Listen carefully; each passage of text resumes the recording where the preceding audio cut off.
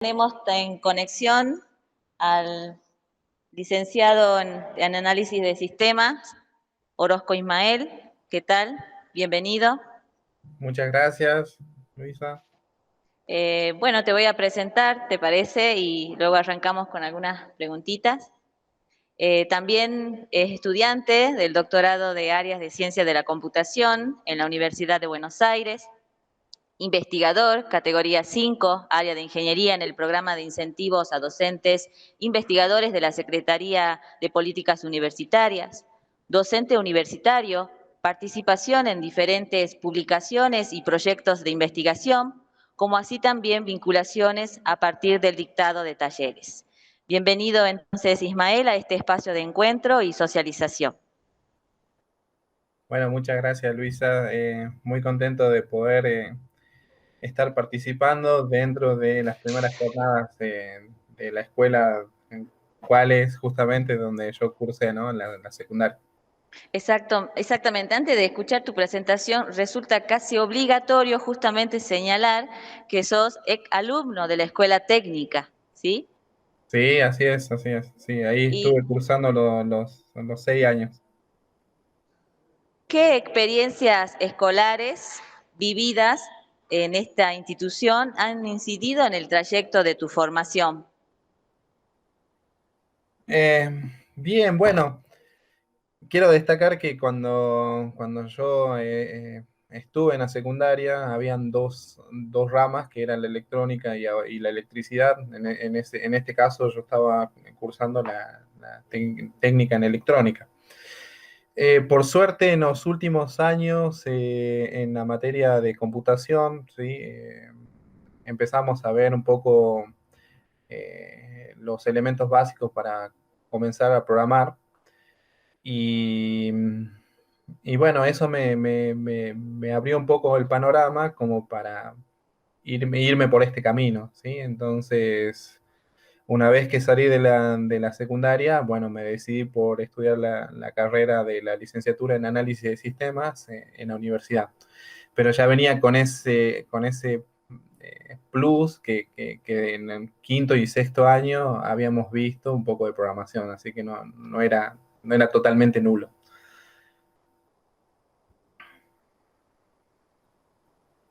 Ahí está el micrófono, al que uno se tiene que ir habituando. Sí. Bien. Y la última tiene que ver, antes ya después de esto ya te brindo el espacio para tu presentación, tiene que ver con esto, ¿con qué valor, o sea, qué valor le asigna usted a la educación técnica y qué mensaje le deja a nuestros futuros egresados? Bien, eh, para mí todo lo que aprendí, si bien no estoy abocado a lo que es la electrónica en general, eh, sirve mucho. Para mí es muy, muy importante la formación técnica, porque por ejemplo en mi caso nosotros vimos un panorama general de electricidad, ¿sí? Entonces yo no me dedico a la electricidad, pero bueno, por lo menos sé resolver problemas puntuales. De electrónica también lo mismo. Y para mí es muy importante, ¿no? De hecho, tengo sobrinos que ya están terminando la primaria y bueno, como yo ya los venía más o menos hablando, van a entrar a escuelas técnicas, ¿no? Particularmente van a entrar a la escuela en la India porque, bueno, les fui explicando, les fui mostrando, no sé, unas plaquetitas Arduino como para que ellos le empiecen a agarrar el gusto y bueno, se terminaron decidiendo también por esta formación, ¿no? O sea, para mí es más allá del área principal, siempre las técnicas como que tienen esas otras ramas también que al fin y al cabo siempre te terminan preparando para diferentes aspectos, ¿no? De la vida. Bien, bastante claro. Muchas gracias entonces por brindarnos tu experiencia como estudiante. Y ahora sí, el licenciado Orozco expondrá su trabajo, desafíos en el desarrollo del aprendizaje automático. Toda tuya la pantalla, Ismael. Bien, ahí estoy compartiendo, vos me decís si se ve. Sí, sí, sí se ve. Bueno, buenísimo, como la colega me hizo una presentación, estoy terminando de hacer un doctorado en la Universidad de Buenos Aires, donde las áreas en cuales me estoy especializando es algoritmo de aprendizaje automático y aprendizaje profundo para problemas de visión por computadora. La charla de hoy, ¿sí? Un poco es mostrarles los desafíos que uno tiene que tener en cuenta en el desarrollo, ¿sí? De estos, desarrollo e implementación de estos modelos de aprendizaje automático, ¿bien?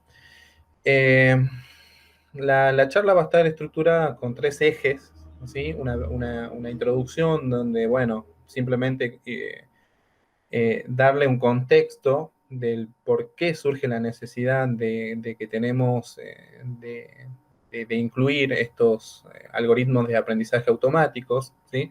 Entender qué es, ¿sí? Un algoritmo de aprendizaje automático y un poco cuál es la diferencia de los algoritmos tradicionales y cerrar ya un poco la charla con los diferentes desafíos que uno tiene que tener en cuenta, el paso a paso, si se quiere, como para poder lograr su propia implementación. Con respecto a la introducción, sí, bueno, nosotros, todos los que me están escuchando, seguramente que, bueno, ya se han topado con lo que significa programar, ¿bien? Programar es utilizar nuestra creatividad de ingenio para poder resolver un problema específico con la ayuda de la computadora, ¿bien? Generalmente, siempre cuando hablamos de programar, ¿sí? Lo aprendimos, ¿sí? Yo también lo aprendí de esa manera, es, bueno, lo que tengo que pensar para poder resolver ese problema es decirle a la computadora paso por paso, ¿sí? Lo que tiene que hacer como para poder resolver ese problema computacional. Entonces, cuando hablamos de un algoritmo específico, estamos pensando en esta secuencia de instrucciones finitas, ¿sí? Que me van a ayudar a resolver el problema en sí. Bueno, entonces, cuando hablamos de programar es entender, construir y modificar eh, software, ¿no? Lo que serían los diferentes programas. Dentro del mundo de la programación, ¿sí? Existen muchas áreas, ¿sí? Y cada una de las áreas uno tendrá que aprender un lenguaje de programación específico, ¿sí? Por ejemplo, si estamos pensando en base de datos, ¿sí? Estaremos pensando en lenguajes específicos como MySQL, Postgres, ¿sí? Que son lenguajes que me permiten a mí la creación, ¿sí? El mantenimiento de estas bases de datos, de cómo va a estar toda la estructura definida como para poder almacenar esos datos, ¿sí? Si se cuenta con una base de datos o con varias, ¿sí? Por ejemplo, puedo tener una base que la voy a utilizar como backup, ¿sí? Entonces, todas las manipulaciones que haga en la base de datos original se tienen que replicar en esa base de datos extra. Eh, si hablamos de lo que es el desarrollo mobile, ¿sí? Estaremos pensando en lenguajes específicos, ¿sí? Que me permitan a mí crear estas apps para celulares, por ejemplo, en el caso de Android, utilizar Kotlin o mismo Android Studio como para poder construir, ¿no? Ese software. En el caso de desarrollo web, ¿sí? El abanico es un poco más amplio, ¿sí? Donde existen tecnologías tradicionales como PHP y todos los frameworks que se construyeron en base a esa tecnología que permiten automatizar, ¿sí? Ciertas tareas, ¿sí? Por ejemplo, en la creación de CRUD, en reportes y todo lo demás. Tecnologías más actuales como React, como Angular, ¿sí? Y robótica, ¿sí? Que es, además de pensar en el lenguaje de programación como Scratch, ¿sí? Es pensar de cómo voy a estar interactuando, ¿sí? En la lectura de sensores también y cómo le mando esa información para los diferentes actuadores que pueden estar conectados a la placa. ¿Bien? Entonces, cuando hablamos de programar, ¿sí? Existen muchas áreas, ¿no? Acá yo solamente hice hincapié en cuatro áreas específicas y cada uno tendrá su lenguaje específico, o sea que el mundo de la programación es bastante amplio y, Y bueno, entonces, todo esto en su conjunto nos lleva a lo siguiente, ¿no? Teniendo en cuenta también el auge que tiene Internet, ¿no? Que en la comodidad de nuestras casas, ¿sí? Todos nuestros artefactos, o la gran mayoría, estén vinculados, ¿sí? Estén vinculados, por ejemplo, a la nube, ¿no? Por ejemplo, si tengo una computadora, esa computadora tendrá acceso a Internet, lo mismo que la tablet, lo mismo que el celular. Cosas como el televisor también lo conecto a internet también para que, por ejemplo, pueda ver una película utilizando alguna plataforma de streaming como Netflix, ¿sí? Entonces, en general hay muchas áreas, ¿sí? Que hacen desarrollo específico, ¿sí? Como para dispositivos móviles, como para sitios web, ¿sí? Para todo en general, ¿bien?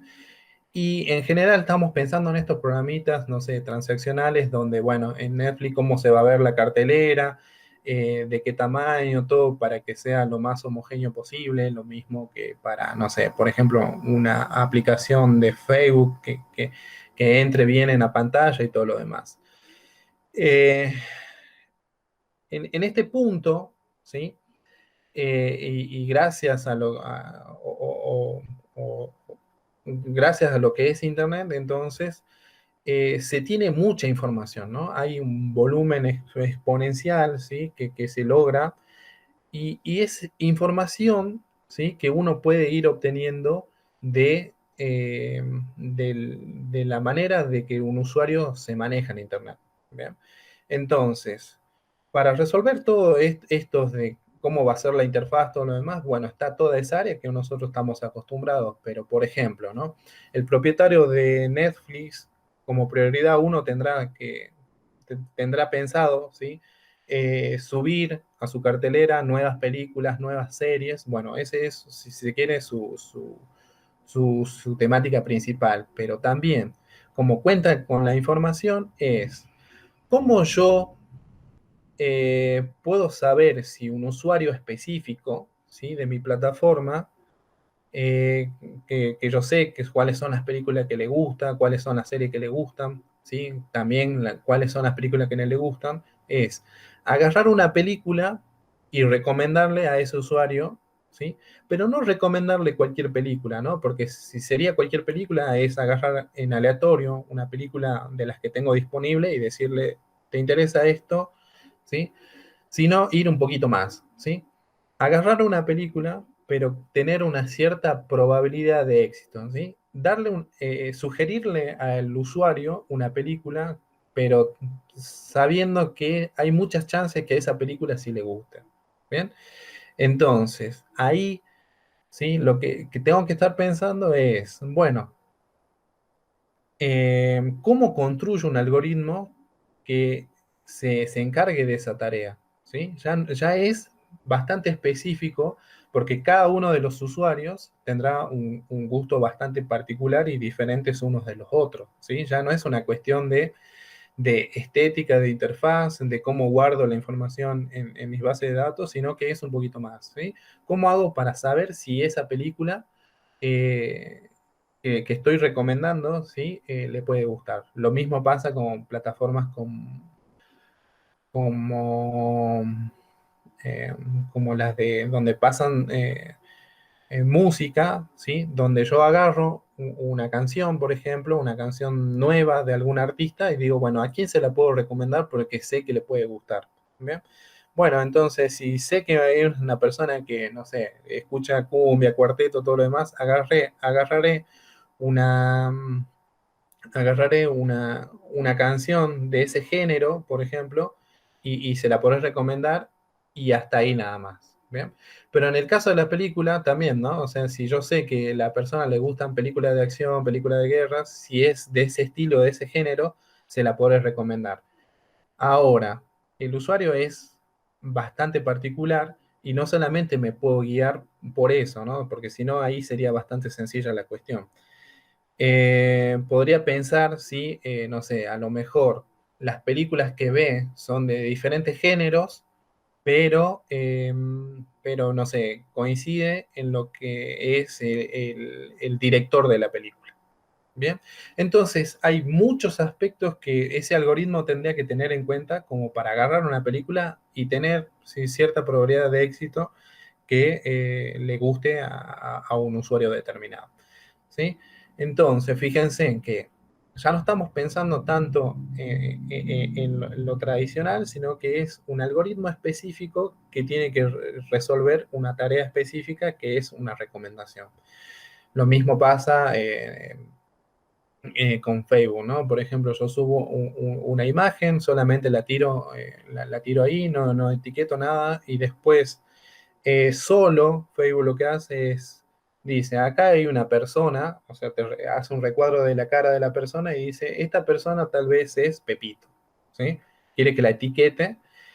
¿Y qué pasó ahí? O sea, un, es una estructura que lo único que yo estoy haciendo es subiendo imágenes, pero hay un algoritmo específico por detrás que, primero y principal, está reconociendo que en esa porción de la imagen hay un rostro y además si ese rostro pertenece a cierta persona, ¿sí? Entonces, ya no es tanto eh, cómo voy a visualizar la información, cómo la voy a guardar, sino que ahora hay algo más, ¿sí? Este algo más es justamente estos algoritmos de aprendizaje automático, ¿sí?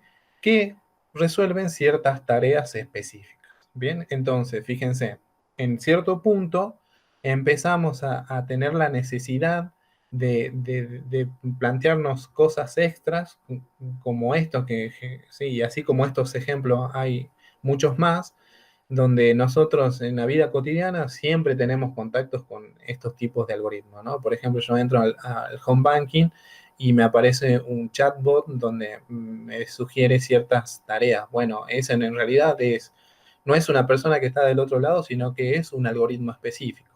¿Bien?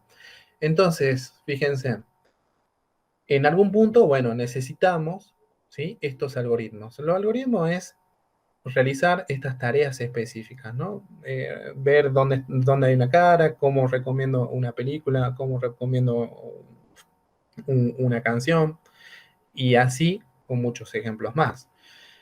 Pero, bien, entonces, eh, ¿cómo podemos definir a los algoritmos de aprendizaje automático, ¿no? Arthur Samuel en el 1959, que de hecho Arthur Samuel es considerado como el padre de la inteligencia artificial, y define al aprendizaje automático o machine learning, generalmente nosotros ya lo definimos así, como machine learning, que es el campo de estudio que le das a las computadoras la habilidad de aprender sobre algo, lo que no han sido explícitamente programados. Y fíjense en que la definición es bastante particular, sobre todo cuando digo que no ha sido, donde no ha sido explícitamente programado. Pero había comenzado la charla diciendo, bueno, un programa de computadora era esta secuencia de pasos donde yo le digo a la computadora paso por paso lo que tiene que hacer para poder resolver un problema. ¿Sí? Entonces, ahí, si se quiere, está la gran diferencia en lo que vendría a ser un algoritmo de aprendizaje automático con un algoritmo tradicional. ¿Bien?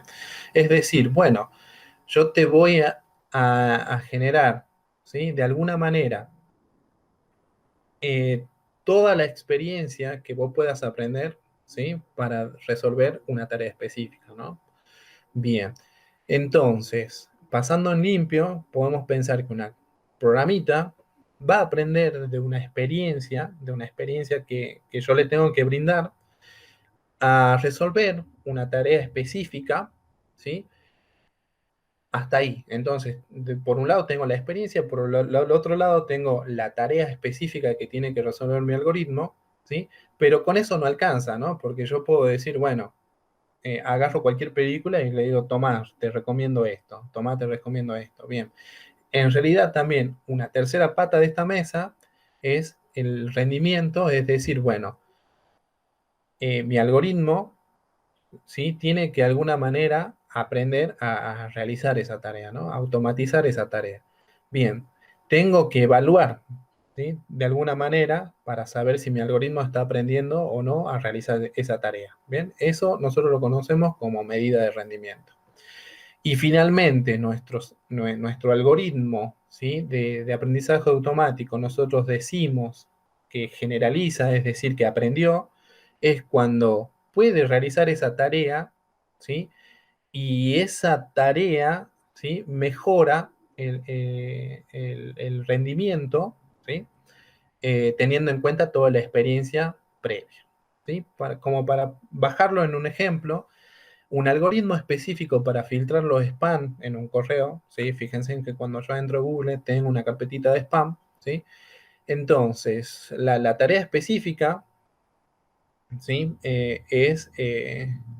Cuando me llega un mail, es decir, si ese es un mail de una persona válida o si es un spam, ¿bien? Es una tarea de clasificación. Los emails que ya me llegaron, que los que tengo en mi bandeja de entrada, podrían ser etiquetados como, como mails válidos o como mails que no son spam. Y los que me van llegando o los que se me van cayendo en esa carpetita de spam, bueno, también son mails, pero con su correspondiente etiqueta de spam, ¿sí? Entonces, ese vendría a ser mi experiencia previa, ¿eh? Todo lo que yo ya fui seleccionando y poniendo que es spam, ¿sí? Como para que se vaya yendo toda esa carpeta. Finalmente, ¿sí? Yo podría pensar en esta medida de rendimiento es para los nuevos mails que me van llegando, ¿sí? Es ver el número, la fracción de emails que están correctamente clasificados como spam. ¿Bien? Entonces, para los nuevos mails, me voy a fijar cuáles son los spam y veo si realmente eran spam o no. ¿Sí? Y con eso yo podré evaluar si mi algoritmo está haciendo bien la tarea o no. Generalmente siempre son estas tres patas, ¿sí? Que yo tengo que tener en cuenta como para poder, ¿sí? Comenzar a pensar en la implementación de cualquier algoritmo de aprendizaje automático.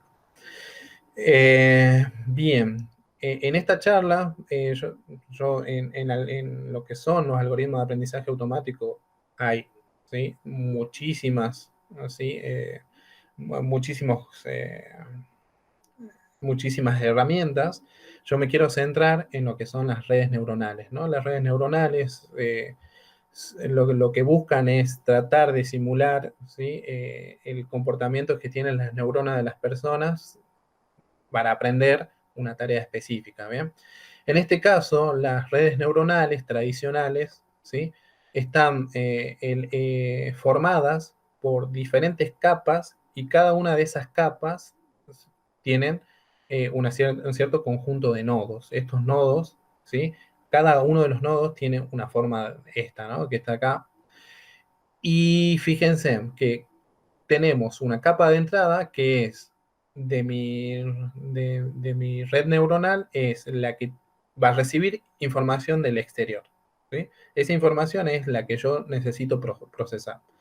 Tengo una capa de salida que es lo que responde mi red neuronal hacia el exterior, ¿sí? Entonces, por un lado, es lo que me van a dar de información, ¿sí? Y después lo que yo voy a responder. ¿Qué pasó en el medio? Se podría pensar que es una caja de negro, una caja negra que es, recibo información y doy respuesta. Recibo información, doy respuesta. Lo que pasa en el medio son, de nuevo, capas ocultas, ¿sí? Que esas no tienen interacción con el ambiente exterior, pero sí ayudan a elaborar la respuesta, ¿no? Fíjense en que cada nodo está conectado con toda la información de las capas previas y con eso, ¿sí? Me va a ir creando, ¿sí? Cierta información para la tarea específica. Por ejemplo, en este caso, esta red neuronal está recibiendo una imagen de dígitos manuscritos, ¿sí? Que es una imagen, es una matriz. Si yo la vectorizo, entonces voy a tener una capa de entrada, ¿sí? Es valores, ¿sí? Que me representan cada uno de estos dígitos. Esa información es procesada porque es simplemente una suma ponderada de las entradas por los pesos y después aplicada a una función lineal nada más, ¿sí? Y todo eso va pasando. Y al final que tengo es, como son dígitos manuscritos, entonces por cada una de las imágenes que vas recibiendo, yo tendría que dar una respuesta si esa imagen corresponde a un 0, a un 1, 2, así hasta un 9. ¿Sí? Entonces, fíjense, Si recibe un 1, esa información es procesada y si este algoritmo está generalizando bien, la neurona de salida es esta que me marcaría a mí que es un 1. ¿Sí? Básicamente es cómo funciona. ¿Sí? Van pasando esa información, que son numeritos nada más, que se hacen diferentes operaciones matemáticas nada más, y lo importante es que aprender de esa experiencia previa es ajustar estos pesos, porque esos pesos son desconocidos, es ajustar cada uno de esos pesos como para que si yo le muestro algo, se ajuste a lo que yo estoy esperando. Y nada más. ¿Bien? Es muy interesante. Estas redes neuronales tienen, bueno, todo su fundamento teórico por detrás, ¿no? Que no vamos a entrar en detalle. Es simplemente mostrarle un ejemplo de que en general cómo trabajan las redes neuronales. Como para, como para ir bajando, si se quiere, ¿sí? Voy a plantear uno de dos casos de estudios y esta va a ser una aplicación en imágenes y corresponde a un problema específico que es la enfermedad de Parkinson. La enfermedad de Parkinson es una enfermedad del trastorno del sistema nervioso que afecta al movimiento. Bien, entre sus síntomas, ¿sí? A medida que esa enfermedad va avanzando, van pasando diferentes cosas, como la persona tiene depresión, tiene pérdida de olfato, ¿sí? En algún punto empieza con temblores, ¿sí? Esos temblores después se van haciendo un poco más difíciles para la persona y llegan a tener hasta problemas de coordinación, todo, ¿no? Es bastante compleja la enfermedad.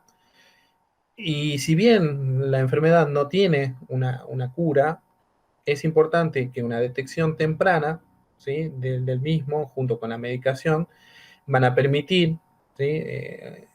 Tener una mejor calidad de vida para esa persona. ¿Bien?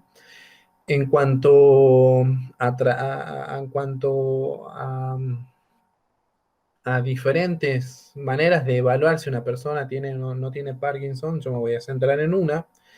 Sam, entre otros, propone en el año 2017, ¿sí? Una técnica donde involucra las imágenes, ¿sí? Como para poder detectar si una persona tiene o no tiene Parkinson. ¿Sí? Esta persona, Sam, Kumar y los demás, son de la Universidad de Melbourne de Australia y lo que hacen es lo siguiente, ¿sí? Lo que proponen es básicamente agarrar a los pacientes y pedirles que hagan un dibujo de, por ejemplo, una espiral, ¿sí? Y a ese dibujo de la espiral, ¿sí? Lo que van a hacer es ver en cuánto tiempo, ¿sí? Les lleva realizar el dibujo. En este caso, fíjense en que lo que va haciendo es una espiral, podría ser otro tipo de dibujo. Y además también medir, si se quiere, un poco cuánto yo tengo que presionar el lápiz, ¿sí? Porque generalmente cuando uno presiona es como que está tratando de ser lo más lineal posible. Bueno, entonces, mi experiencia previa, ¿sí? Básicamente es qué datos tengo yo como para poder construir un algoritmo, ¿bien? Y fíjense, bueno, tengo una base de datos, ¿sí? De diferentes personas, ¿sí? Y estas personas están clasificadas en dos, ¿no? Cada uno de los dibujitos son de personas que están bien, ¿sí? Que no tienen la enfermedad, y hay otros que sí la tienen, ¿bien? Creo que las imágenes están bastante claras donde la persona, bueno, si en general uno no tiene un problema donde le está temblando la mano, el dibujo de la espiral le sale un poco más natural que a las personas que sí tienen ese pequeño temblor, sobre todo en las manos, ¿no? Fíjense en que las líneas, ¿sí? Son bastante zigzagueantes. ¿Bien?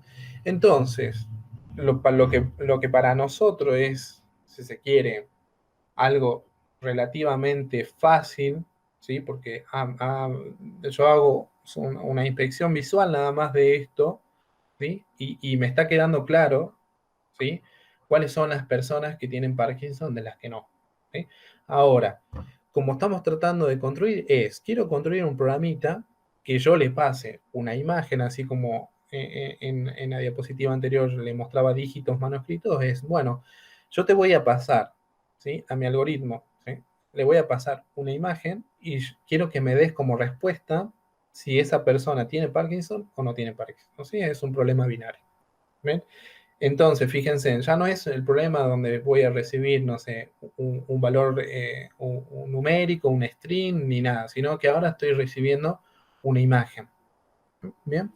Bueno, particularmente eh, dentro de lo que es el aprendizaje automático y la visión por computadora, nosotros lo que conocemos como imágenes, nosotros le podemos crear una estructura para que la computadora también pueda entender lo que es una imagen. ¿Sí? Básicamente una imagen es una matriz, ¿sí? Donde cada uno de los valores representa un píxel. Bien, en este caso, como esa escala de grises, van a ser los píxeles un valor determinado en cierto rango, ¿no? Donde, por ejemplo, entre 0 y 255, donde 0 es el negro, 255 es el blanco, y todo lo que está en el medio de ese rango son valores grises, ¿sí? Negros a medida que me voy acercando al 255, más blancos. Bien, eh, por un lado, para poder construir este algoritmo, bien, no solamente me está alcanzando con esos valores que después yo voy a vectorizar, porque básicamente es lo que va a recibir esa red neuronal es siempre un vectorcito de información, ¿sí? Acá lo que se hizo fue, si se quiere, tratar de hacer una extracción de características como para que la red neuronal aprenda esas características que yo voy sacando y distinga, ¿sí? Esta clasificación binaria. Bien, ¿qué significa esto? Como son valores, ¿sí? Que pueden tomar 256 valores diferentes, lo primero que voy a hacer es binarizarlas, por ejemplo, ¿sí? Es decir, que me voy a quedar solamente con valores 0 y 255, ¿sí? Donde 0 va a ser todo el fondo, si se quiere, y el 255 esperemos que sea la línea.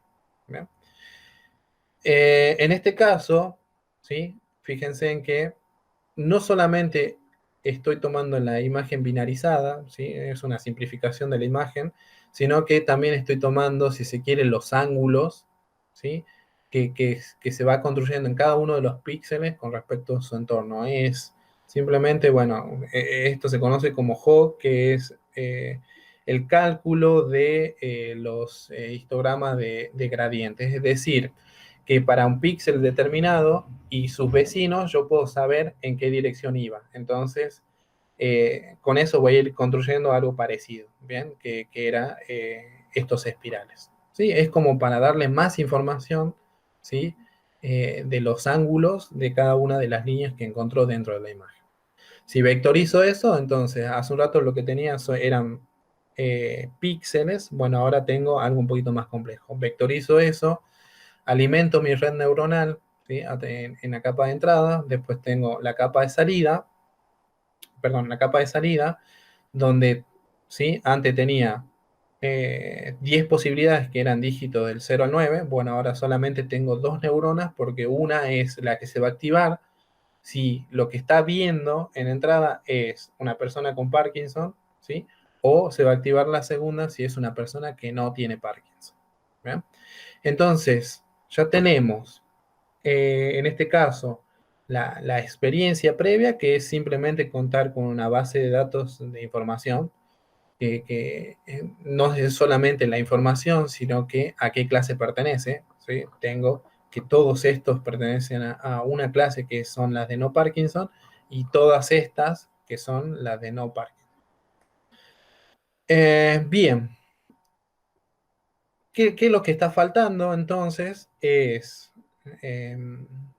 hablamos de la experiencia, ya hablamos de la tarea, que es simplemente clasificar, y nos está faltando esa medida de rendimiento, ¿no? Esa performance. Bueno, ¿y cómo hacemos? Así como habíamos dicho que los mails nosotros podemos pensar en ver la cantidad de respuestas correctas con respecto al total, bueno, eso se conoce como precisión, ¿sí? Y la precisión es, por un lado, yo tengo muestras de personas que tienen Parkinson y personas que no tienen Parkinson. Eso es lo que yo tengo en esa experiencia previa. Bien, supongamos que las personas que tienen Parkinson son estos puntitos negros y los puntitos blancos son las que no tienen. Ahora, este modelo de aprendizaje automático, este algoritmo específico, ¿sí? Donde lo que está haciendo es recibiendo una imagen y respondiendo, ¿sí? ¿Qué puede pasar? Puede pasar, ¿sí?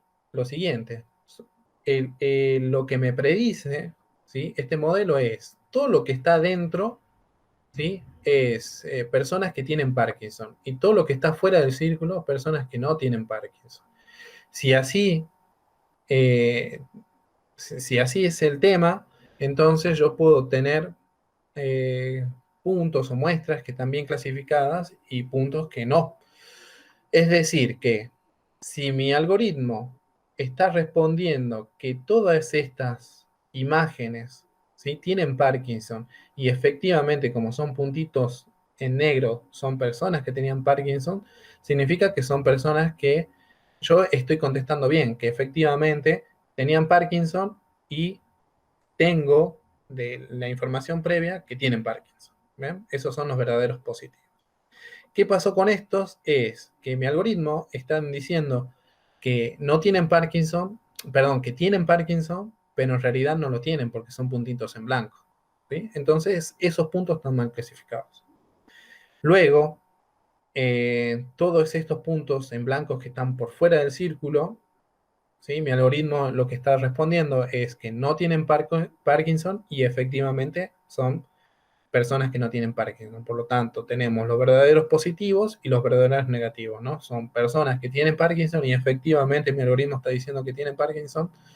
Y en esta parte, en esta sección, es personas que efectivamente no tienen Parkinson y mi algoritmo está respondiendo eso, ¿no? Que no tienen Parkinson.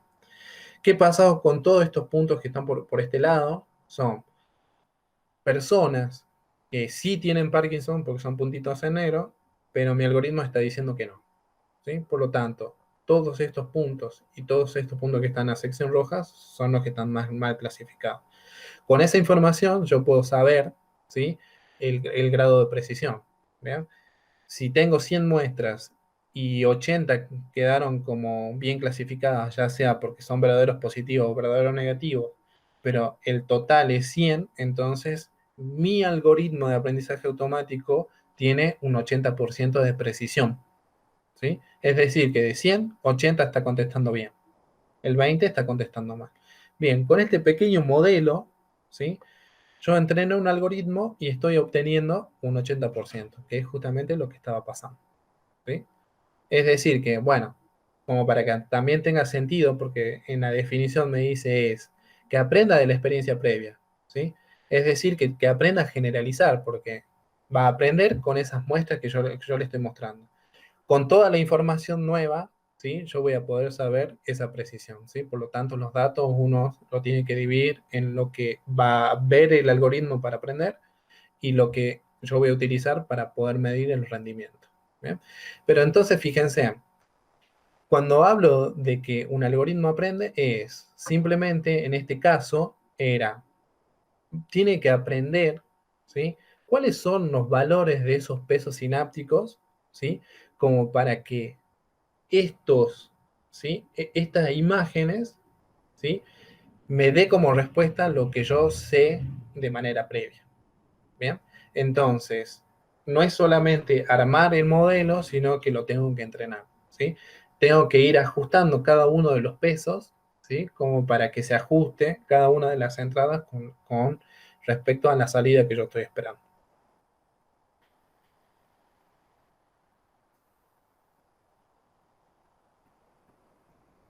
Bien. La segunda aplicación, ¿sí? Es un poquito más compleja, que es una aplicación ya en videos. ¿Bien? El segundo caso trata de un problema de detección de un ataque de spoofing, ¿sí?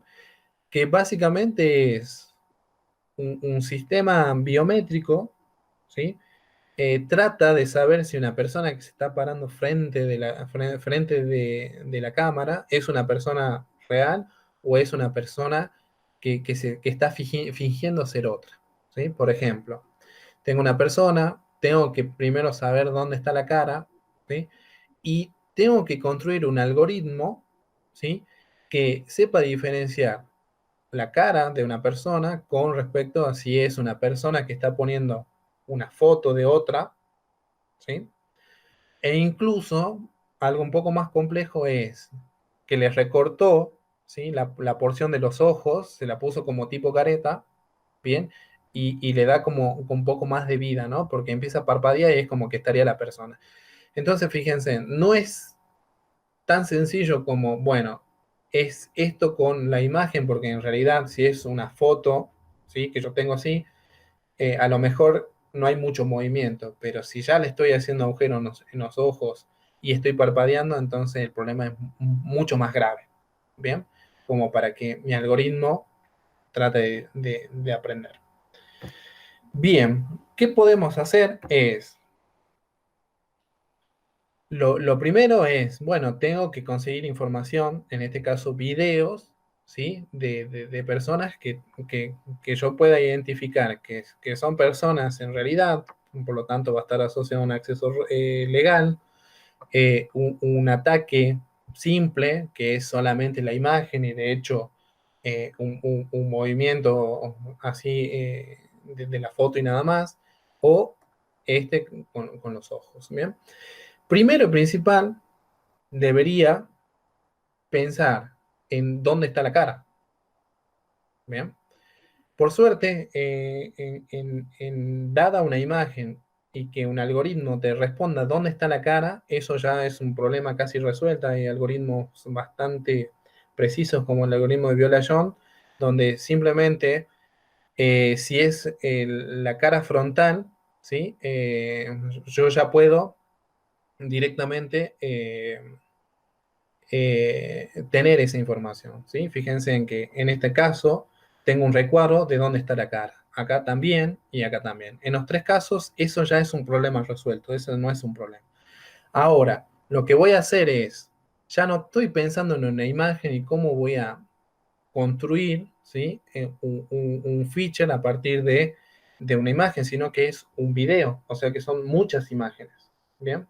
Bueno, como son muchas imágenes, entonces lo que voy a hacer es construir un vector y voy a ir analizando los movimientos que hay entre cada una de las imágenes que corresponden al video, dónde está la cara, ¿sí? Con respecto a dónde está la cara en cada uno de los fotogramas, ¿sí? Y también cómo está el fondo con respecto a cómo estaba el fondo en el fotograma anterior. ¿Bien? Con eso fíjense en que estoy construyendo a partir de un video un features, ¿sí? Un feature que es un vectorcito nada más, que es las variaciones que existen entre esta curva azul, que es la cara de la persona, y esta roja, que es el fondo. ¿Bien? ¿Qué significa esto? Que si las variaciones de la cara, ¿sí? En cada uno de los fotogramas del video no hubo muchas variaciones, es muy posible que sea un ataque. ¿Sí? ¿Por qué? Porque es una foto, o sea, en una foto la persona no tiene muchos movimientos. ¿Bien? En cambio, si es una cara real, entonces puede mover, gesticular la boca y todo lo demás. ¿Bien?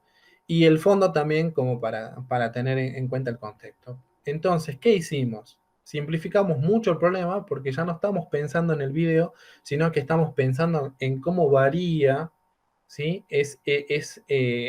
La cara en cada uno de los fotogramas y cómo varía, ¿sí? Y con eso voy a alimentar de nuevo mi red neuronal, ¿sí? Simplemente ahora en información, ¿sí? De movimiento entre fotogramas consecutivos y como respuesta voy a tener que tener si es un acceso real, si es un ataque del tipo 1, que era solamente la foto fija, y un ataque de tipo 2, que es con los ojitos recortados. ¿Bien? En este caso, ¿sí? Bueno, estamos utilizando una base de datos pública, ¿sí? Porque generalmente siempre se necesita tener cierta información. Y acá, como para que se complemente esto, veamos lo siguiente. Voy a agrandar, ¿sí? Entonces, fíjense, está corriendo, ¿sí? Una persona, ¿sí? Y por un lado, se ve cómo es las variaciones que hay de la cara con respecto al fondo, y con eso ya alimenté la red neuronal y como respuesta me dijo que era un acceso real. Ahora esa misma persona, fíjense en que las variaciones, ¿sí? Las curvas están un poquito más chatas, ¿sí? Entonces en este caso es un ataque ya con foto.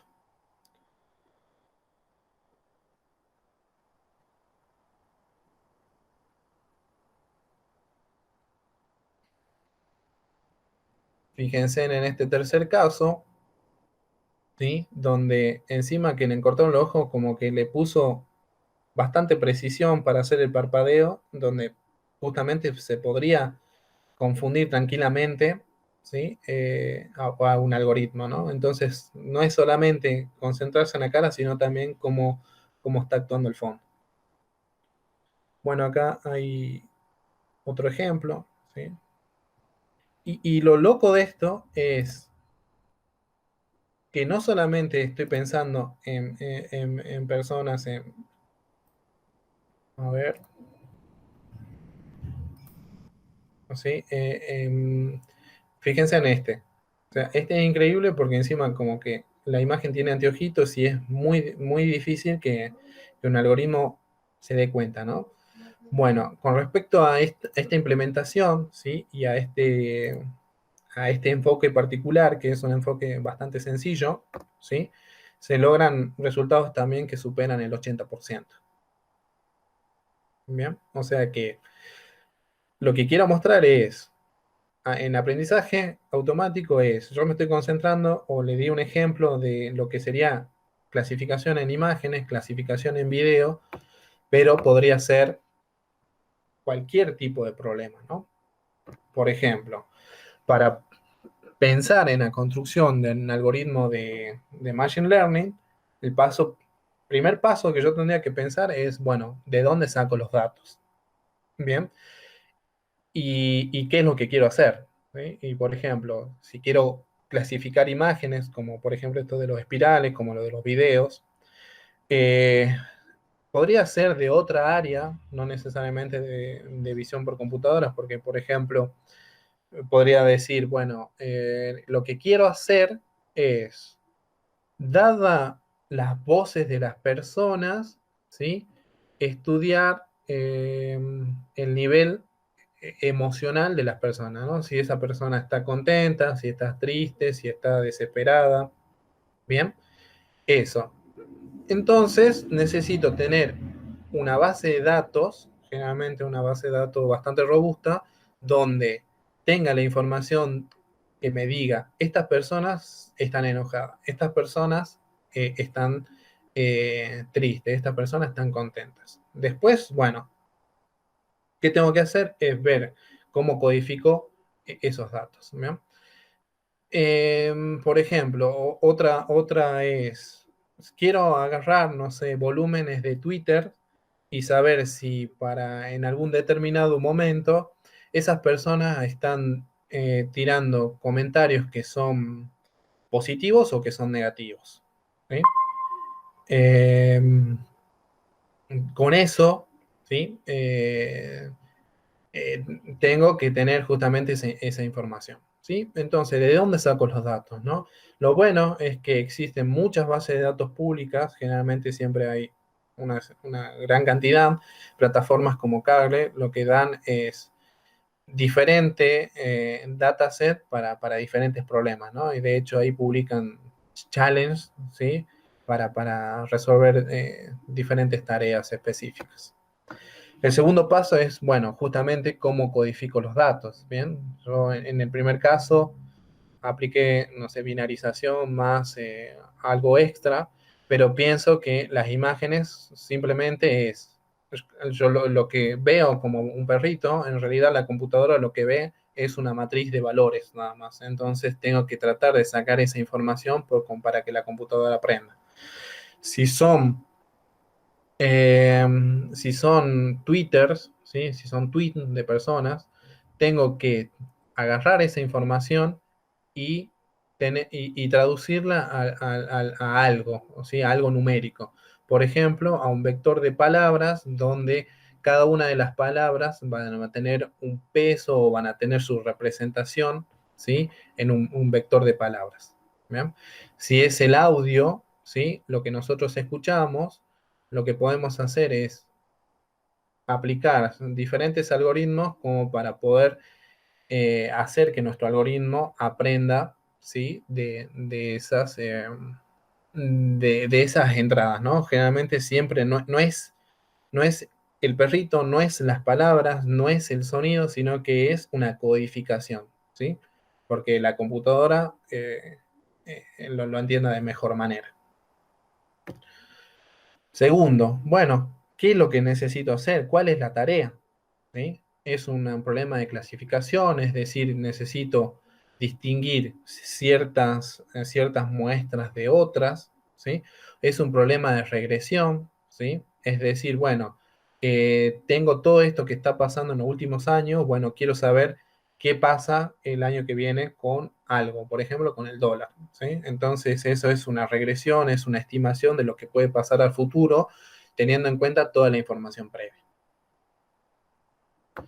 Paso 4 es, bueno, ¿cómo lo voy a implementar? ¿Sí? Y qué voy a necesitar de programación. Bueno, así como teníamos, ¿sí? Diferentes lenguajes para hacer desarrollo web, desarrollo mobile, ¿sí? En base de datos, bueno, también tenemos diferentes lenguajes que me van a permitir implementar estos algoritmos, ¿sí? Tenemos librerías específicas como Keras, donde toda la interfaz es más sencilla porque está todo implementado y lo único que nosotros hacemos es definir lo que queremos y ya está. Y después tenemos algo como ya a bajo nivel como TensorFlow, donde yo tengo que ir creando paso por paso cada una de las cositas que necesito, ¿no? Por ejemplo, en las redes neuronales, ir creando, ¿sí? Modelos de neuronas, después modelos de capas y así sucesivamente para construir algo mucho más grande. Y todas estas librerías, bueno, en general, en lo que son algoritmos de aprendizaje automático, la gran mayoría de la comunidad está trabajando con Python, ¿sí? Porque si se quiere, se hizo, tiene muchas ventajas, ¿no? Python, que, no sé, te permite trabajar con GPU, ¿bien? También, si mi base de datos es muy grande, eh, lo que seguramente que mi computadora me va a quedar chica, voy a necesitar algo extra como una GPU. ¿Sí? Si no tengo acceso, por ejemplo, hay plataformas como Colab, que son las que te brinda Google, donde te pueden asignar una GPU totalmente gratis, ¿no? Tiene algunas restricciones, pero por lo menos ya contar con estos tipos de herramientas siempre está bueno. Fíjense en que el poder de procesamiento de una GPU, por más chiquita que sea, siempre le saca ventajas a lo que serían las diferentes CPU, ¿no? Así que bueno, eso con respecto al lenguaje de programación. Después existen otros como MATLAB, R, ¿sí? Lo que generalmente uno después se siente cómodo con algo y generalmente ya no lo cambia. Y finalmente, mucha paciencia, porque estos algoritmos siempre se necesita alguna experiencia, ensuciarse un poco las manos como para que funcionen, ¿no? Generalmente no funcionan a la primera y hay que tener una paciencia bárbara como para que, dado un problema, ¿sí? Ese algoritmo aprenda a generalizar. Y ese es el mayor problema, ¿no? Porque a lo mejor en el entrenamiento uno ve que aprende bien, pero después cuando le muestras ejemplos nuevos, los contesta mal, ¿sí? Entonces, Bastante, eh, bastante claro, Ismael, y sí es verdad eso de la paciencia.